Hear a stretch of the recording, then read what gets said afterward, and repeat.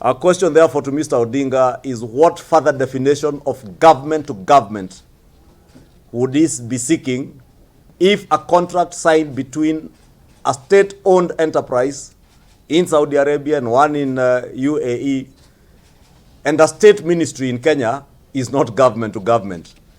What then is his new definition of government to government? Because this contract is signed, as he asserted himself, between the state-owned enterprises and the Ministry of Petroleum and Energy in Kenya. Mr. Odinga alleges that the characterization of the oil deal as G to G, or government to government, was meant to shield some 3 Kenyan companies from paying 30% corporate tax. We are here today, Mr. Odinga, to adduce any evidence that any of the 3 companies have not been remitting their taxes, not just corporate tax, but all other taxes that are due from them. We will dare Mr. Odinga to adduce such evidence if what he was saying was not hot air, as we say, and political propaganda.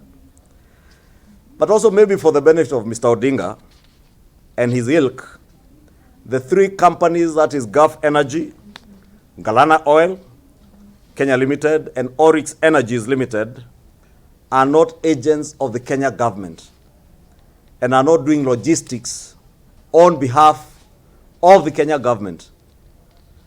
These are agencies or agents appointed by Aramco and ADNOC, the 2 state-owned enterprises in Saudi Arabia and UAE, to act on their behalf to deal with local logistics.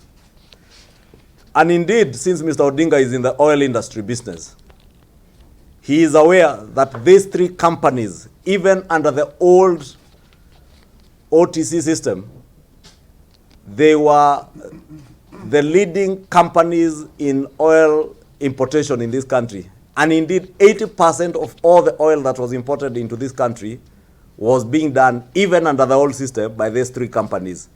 And probably that is the reason why the Aramco and ADNOC may have identified them as their local agents to deal with local logistics.